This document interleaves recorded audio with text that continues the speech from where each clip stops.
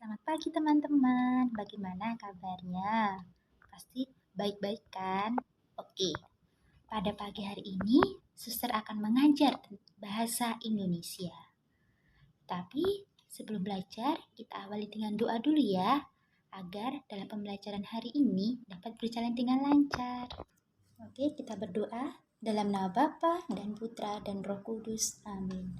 Allah Bapa yang Maha Kasih, kami bersyukur atas kesempatan kehidupan, nafas baru yang boleh kami terima di pagi hari ini. Ya Bapa, kami akan memulai pembelajaran bahasa Indonesia. Kiranya melalui bantuan rahmat-Mu, kami dapat menangkap materi yang akan disampaikan pada hari ini, yang dapat menjadi bekal kami kehidupan kami selanjutnya. Kiranya Engkau juga mengutus Roh Kudus-Mu bagi suster yang akan mengajar pada hari ini, sehingga dapat memberikan materi dengan baik. Demi Kristus Tuhan dan pengantara kami. Amin. Doakanlah kami Santo Fransiskus Asisi, supaya kami dapat menikmati janji Kristus. Dalam nama Bapa dan Putra dan Roh Kudus. Amin. Oke, kita kembali ke pembelajaran bahasa Indonesia mengenai alinea. Alinea adalah suatu kumpulan atau himpunan yang mendukung satu ide atau gagasan pokok. Alinea tidak lain dari suatu kesatuan pikiran, suatu kesatuan yang lebih tinggi atau lebih luas dari kalimat. Ia merupakan himpunan dari kalimat-kalimat yang bertalian dalam suatu rangkaian untuk membuat sebuah gagasan. Untuk lebih lanjut mengenai alinea, kita harus mengetahui tujuan. Di sini kita memiliki tujuan instruksional umum. Tujuannya adalah agar kita memahami pembentukan alinea yang memiliki kemampuan untuk memadai dalam berbahasa Indonesia, baik lisan maupun tulisan. Lalu tujuan instruksional khususnya adalah setelah mempelajari materi alinea ini, kita bisa menjelaskan cara-cara pembentukan alinea dan menyusun alinea atau paragraf dengan baik sesuai dengan kaidah bahasa Indonesia, penggunaan bahasa Indonesia yang benar.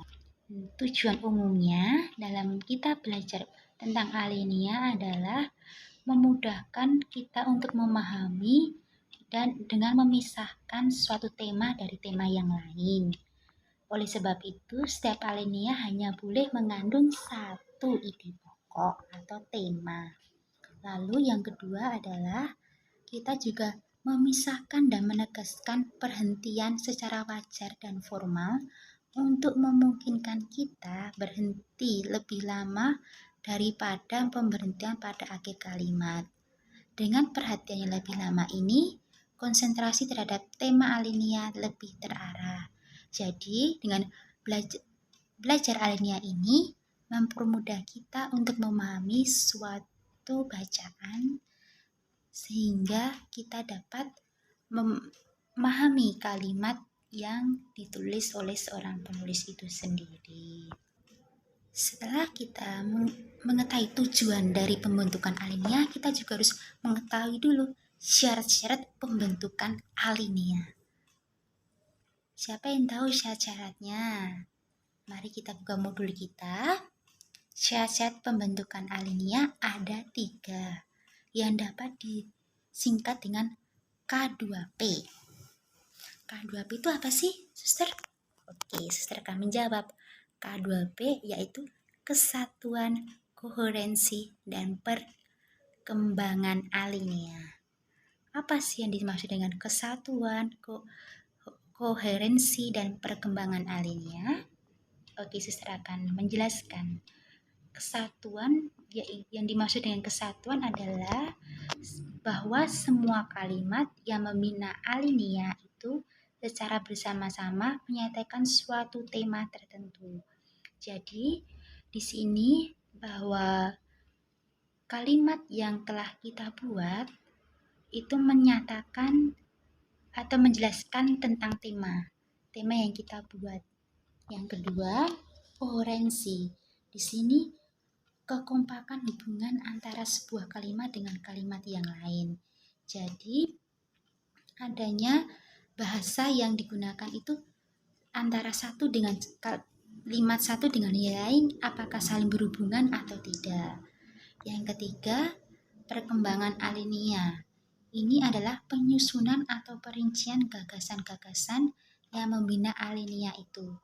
Karena ketiganya memiliki ciri-ciri yang khusus, maka masing-masingnya akan diuraikan secara terperinci. Jadi, perkembangan alinea ini menyusun gagasan-gagasan setiap alinea itu. Jadi, nantinya dapat diuraikan secara masing-masing setiap alinea itu sehingga mempermudah kita untuk mengetahui maksud dari tujuan alinea itu sendiri. Oke, setelah kita mengetahui syarat-syarat pembentukan sesuatu alinea, kali ini akan kita jelaskan satu persatu tentang syarat-syarat tersebut. Yang pertama adalah kesatuan. Yang dimaksud dengan kesatuan dalam alinea adalah semua kalimat yang membina alinea itu secara bersama-sama menyatakan suatu hal, suatu tema tertentu. Dapat juga diartikan bahwa kesatuan harus memperlihatkan dengan jelas suatu maksud atau sebuah tema tertentu. Sebuah alinea yang memiliki kesatuan bisa saja mengandung beberapa hal atau beberapa perincian. Namun semua unsur tadi haruslah bersama-sama digerakkan untuk menunjang sebuah maksud tunggal atau tema tunggal. Fungsinya adalah untuk mengembangkan sebuah gagasan tunggal. Oleh karena itu, tidak boleh terdapat unsur-unsur yang sama sekali tidak mempunyai peralihan dengan maksud tunggal tersebut. Contohnya seperti ini. Sifat kodrati bahasa yang lain yang perlu dicatat di sini ialah bahwasannya tiap bahasa mempunyai sistem ungkapan yang khusus. Selain itu, bahasa mempunyai sistem makna yang khusus pula. Sistem ungkapan dan makna tiap bahasa dibatasi oleh kerangka alam pikiran bangsa yang memakai bahasa itu. Oleh sebab itu, janganlah kecewa apabila bahasa Indonesia tidak membedakan jamak dan tunggal, juga tidak mengenal kata dalam sistem kata kerjanya. Gugus fonem juga tertentu polanya. Contoh di atas dapat kita lihat bahwa alinea itu tidak mengandung satu gagasan pokok. Gagasan pokok alinea tersebut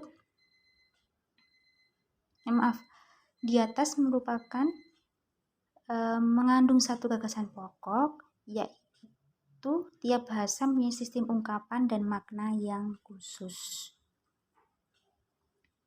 Lanjut, dalam tulisan yang baik terdapat 4 macam cara menempatkan sebuah kalimat utama. Yang pertama, pada awal alinea. Yang kedua, pada akhir alinea. Yang ketiga, pada awal dan akhir alinea. Yang keempat, pada keseluruhan alinea. Syarat yang kedua adalah koherensi. Koherensi sendiri adalah kekompakan hubungan antara sebuah kalimat dengan kalimat yang lain yang membentuk alinea itu. Koherensi sama artinya dengan kepaduan. Jadi antara satu kalimat dengan kalimat yang lain harus saling berhubungan. Jadi pembaca yang akan membaca alinea tersebut tidak kesulitan untuk memahami alinea yang ditulis oleh seorang penulis. Lalu, dengan adanya koherensi juga, pembaca tidak merasakan adanya loncatan-loncatan pikiran yang dapat membingungkan. Jadi, seorang penulis juga harus teliti dalam membuat suatu alinea sehingga alinea itu dapat runtut dan dapat dipahami oleh pembaca. Contohnya seperti ini.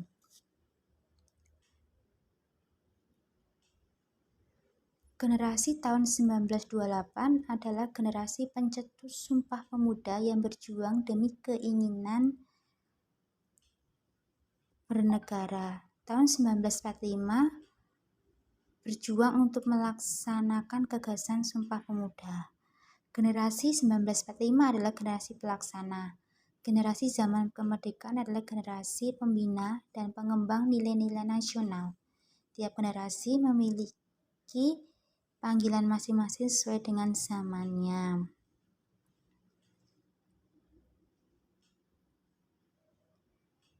Jadi, alinea di atas memperlihatkan adanya kepaduan yang didukung oleh kalimat-kalimat dengan kompak. Kalimat lebih ditekankan pada hubungan antar kalimat. Apakah transisi kalimat ke kalimat yang lain berjalan lancar atau tidak? Untuk memperoleh kepaduan yang baik dan mesra antara kalimat-kalimat dalam sebuah alinea harus diperhatikan dua syarat. Yang pertama, masalah kebahasaan.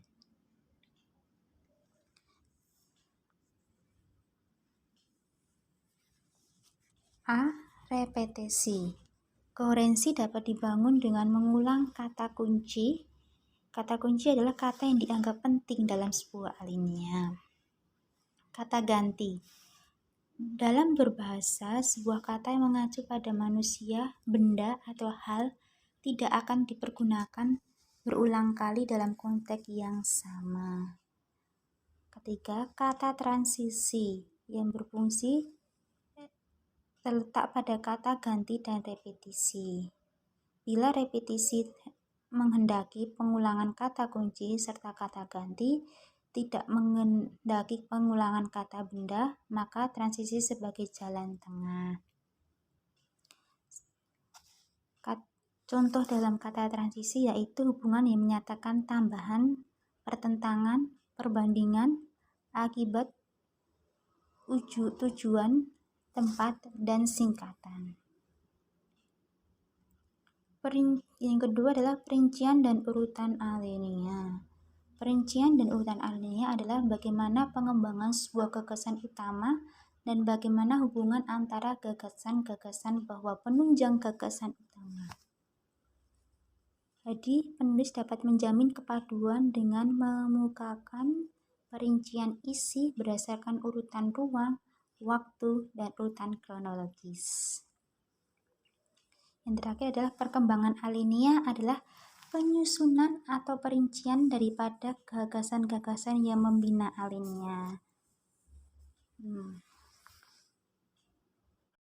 Oke, teman-teman yang terkasih atau anak-anakku yang terkasih, setelah Suster menjelaskan materi bahasa Indonesia pada hari ini, apakah ada pertanyaan?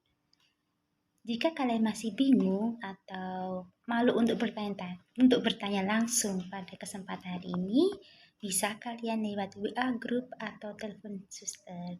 Suster akan selalu menunggu pertanyaan-pertanyaan yang ingin kalian tanyakan.